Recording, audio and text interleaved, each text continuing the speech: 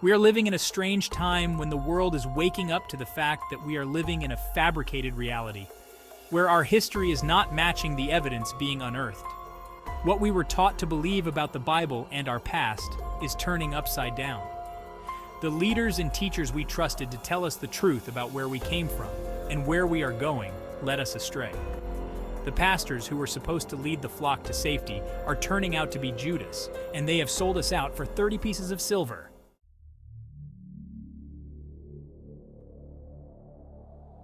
The evidence is mounting that Jesus kept his word and returned and reigned for the 1,000 years period called the Millennial reign.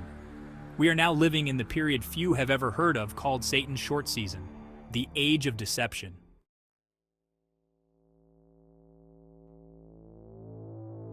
The Matrix, a science fiction movie, spawned onto the scene in the late 1990s. The main character, Neo, has been awakened by freedom fighters living outside his reality. Neo has learned that his entire life has been nothing more than an illusion. He has, in reality, been cocooned in a pod, along with the entire human race. All but a few escaped this enslavement during the Great War between man and machine. Neo awakens to find that everything he thought to be real is an illusion. His entire reality has been created for him by a controlling force. Neo learns the planet has been hardwired into a matrix, a mind-melding computer and human-simulated world. Each person lives out their existence believing every taste and thought is their own. When Neo learns the truth of his existence, he joins the freedom fighters in a battle to save humanity from the evil matrix. Now possessing special knowledge given to him by the Separatists, he takes on the Matrix in a battle to the death. The reality of what the movie The Matrix is really about will come to you as quite a shock. It seems like it or not, the Matrix is your life. Though you are not laying in a pod being controlled by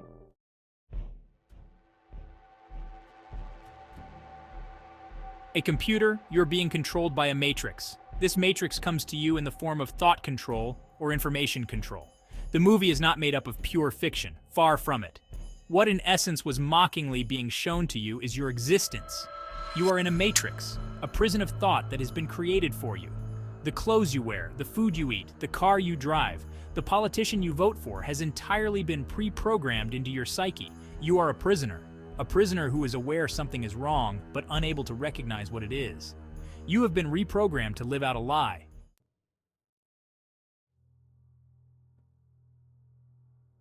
George Bush has spent an uncomfortable day with his people, trying to explain away why he failed to pass on warnings the White House had received before September 11th that terrorists were planning to hijack American aircraft. What happened that day has cast a shadow on just about every area of American life. Now, one of the country's best-known journalists has said that the American response to the so-called war on terrorism has created a climate of effective censorship in a land that claims to be the home of free speech. The evidence for a well-orchestrated attack carried out with foreknowledge of secret members of the American government is all but undeniable. Well, Dan, not far from here, a passerby found a passport of one of the hijackers, says Brian Pitts in a CBS News report from Ground Zero. How does a passport find itself lying conveniently on the street after tons of concrete, rubble, and ash devastated the entire area? What are the odds of a passport surviving a 400-mile-an-hour jet airliner crash that subsequently explodes into an inferno that burns so hot it supposedly melts fire-retardant steel? Come on, what are the odds? Orders were given on 9/11 to shoot down remaining unauthorized aircraft in the air. Vice President Cheney took control and changed those orders to a stand down. There was a young man who would come into the room and say to the vice president, "The planes are 50 miles out. The planes are 30 miles out." When the plane got down to 10 miles out, the young man also said to the vice president, "Do the orders still stand?" The vice president turned and whipped his head around and said, "Of course the orders still stand. Have you heard anything different?" recounts Transportation Secretary Norman Mineta. Why was a stand down ordered after the Twin Towers had been attacked? Not only were the attacks of 9/11 shocking, they were also miraculous. Towers 1, 2, and 7 are the only 3 steel-frame buildings in history that have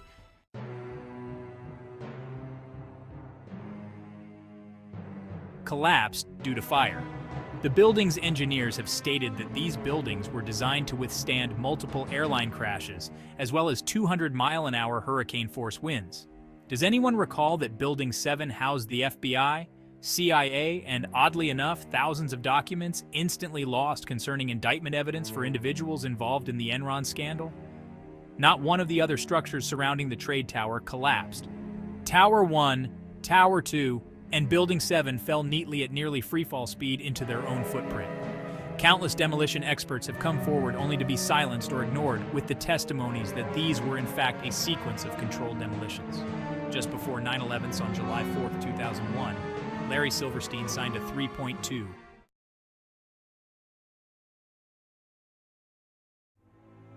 The Matrix does not stop with 9/11. Within this book is the uncovered evidence that their agenda is total global domination by the establishment of a one-world government, with commands carried out by a defiant and rebellious order. They are not just after money. They serve a dark ruler, and this ruler wants control of the entire planet and, most shockingly, your very soul.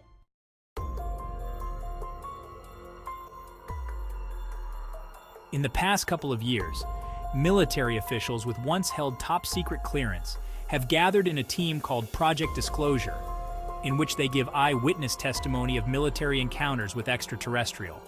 Some of these men proclaiming a portion of these ETs to be evil in nature. Could a power struggle be going on that is much grander in scale than we ever imagined? As you can see, taking place in America right now is a battle to establish a restructure of our way of life. A change, within it a visible plan, Agenda 1, to eliminate the belief in God. Agenda 2, extinguish national patriotism. Agenda 3, destroy the family as we know it. Agenda 4, total deception on your mind. Agenda 5, place the entire world under the dictates of one ruler.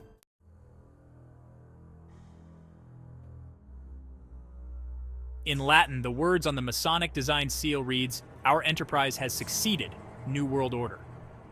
Skull and Bones member President Bush Sr. announced in a public address on September 11, 1991, "We are now ready for the New World Order." Some call them the Council of 13, the Masons, Bilderbergers, Skull and Bones, Nazis, etc.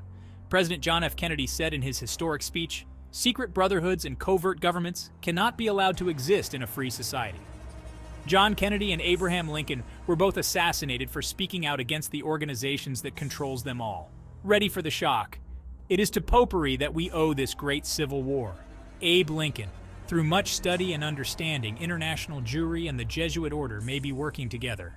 The Romans via the White Pope order and the Zionist by the Black Pope and the Jesuit order of the Vatican. The first Jesuit order was led by Ignatius of Loyola, a Spanish Jew who supposedly converted to Catholicism.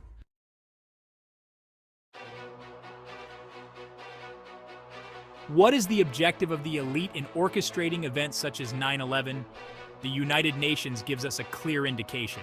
No one will enter into the new age without taking a Luciferian mark, says David Spangler, Director of Planetary Initiative, United Nations.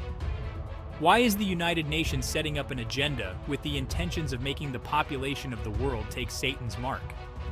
Curious that leaders privy to the world's highest knowledge and expertise should be planning agendas with ideas as seemingly archaic to the modern man as belief in God and the devil. With their fingertips on the forefront of science and so-called evolutionary findings, they should know better. The truth is, they know something they have been hiding from you about the truth. From this moment on, the way you perceive life on this planet will change, and you will know the truth, and the truth will set you free. Swallow the red pill.